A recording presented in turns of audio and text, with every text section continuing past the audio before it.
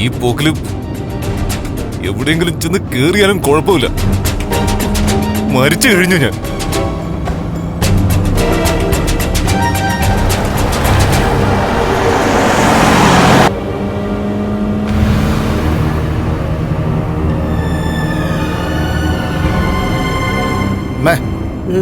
ഇപ്പൊ എങ്ങനെയുണ്ടമ്മേ? ഇത് മരുന്ന് കൊണ്ട് മാറുന്ന അസുഖമല്ലടാ, മരണം കൊണ്ട് മാറുന്ന അസുഖം. ചുമ്മാ വേണ്ടാരും പറയല്ലേ. കണ്ണനും ലക്ഷ്മിയും പോയി കിട്ടാതെ എനിക്ക് ഒരു മനസമാധാനം ഉണ്ടാവത്തില്ല. എന്റെ കുഞ്ഞിന്റെ അവസ്ഥ ആലോചിച്ചിട്ടാ എനിക്ക് പെട്ടെന്ന് നെഞ്ചെടുപ്പ് കൂടിയത്. അവിടെ ചെന്ന് ടെസ്റ്റ് ചെയ്തപ്പോൾ ഡോക്ടർ പറഞ്ഞത് കേട്ടില്ലേ നീ? എടാ, എന്റെ ഹൃദയത്തിന് ഒരു കുഴപ്പമില്ല, എന്റെ മനസ്സിനാണ് പ്രശ്നമുള്ളത്. വീട്ടിലെത്തിയതിനു ശേഷം എനിക്ക് മേഘനെ ഒന്ന് വിളിക്കണം. നീ എന്തിനാ പോത്തിനെ വിളിക്കുന്നേ? വിളിച്ചിട്ട് എന്ത് വിശേഷമുള്ള? ഞാൻ പറഞ്ഞല്ലോ പ്രതാപ, അവനെ നിന്നെ ഒരു നോക്കത്തിൽ കെട്ട. എടാ, നിനക്കൊക്കെ തലയേ ഉള്ളൂ, തലച്ചോറ് കാലിയാ. ഞങ്ങളൊക്കെ ഞങ്ങളുടെ കഴിവിന്റെ പരമാവധി ശ്രമിച്ചതല്ലേ അമ്മേ? ശ്രമിച്ചിട്ട് എന്താടാ കാര്യം? നമ്മൾ പ്രതീക്ഷിക്കുന്ന പോലെയൊക്കെയാണോ സംഭവിക്കുന്നത്? ആണോ? ഇനിയിപ്പോ അവൻ എഴുന്നേറ്റ് നടന്നു കാണുമെന്നാണ് എന്റെ സംശയം. ആ കണ്ണൻ. അങ്ങനെ ഒന്നും പറയല്ലേ അമ്മേ.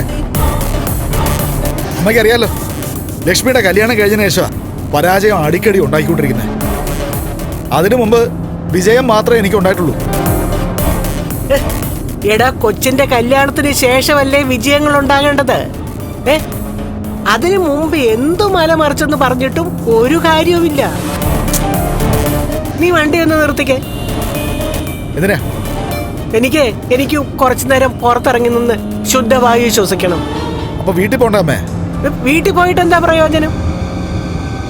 അവിടെ ഒരു തീരിപ്പുണ്ട്, പൂതം പോലെ. അവളെ കാണാനോ?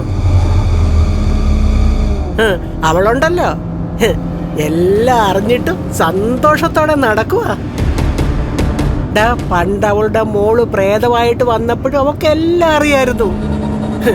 എന്നിട്ട് അവളതൊക്കെ കണ്ടിട്ട് അവളുടെ മനസ്സിനകത്ത് ഒരുതരം പൊട്ടിച്ചിരിയായിരുന്നു. അങ്ങനെ അവള് പൊട്ടിച്ചിരിക്കായിരുന്നു, അറിയാവോ?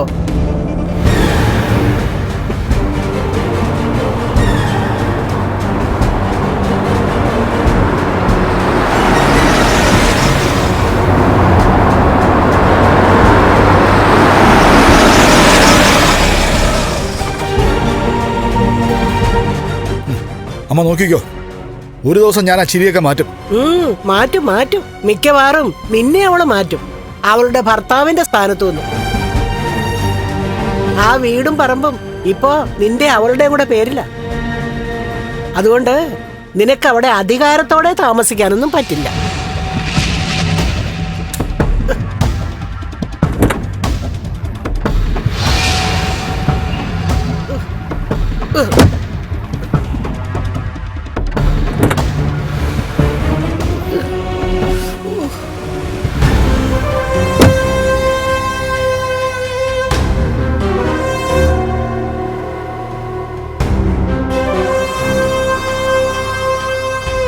അവൾക്കിനി എന്റെ വീടും പറമ്പൊക്കെ എന്തിനാ അമ്മേ? അവളുടെ മോളും മരുമോനും ഒക്കെ കോടീശ്വരന്മാരല്ലേ? അതാടാ എനിക്ക് സഹിക്കാൻ പറ്റാത്തത്.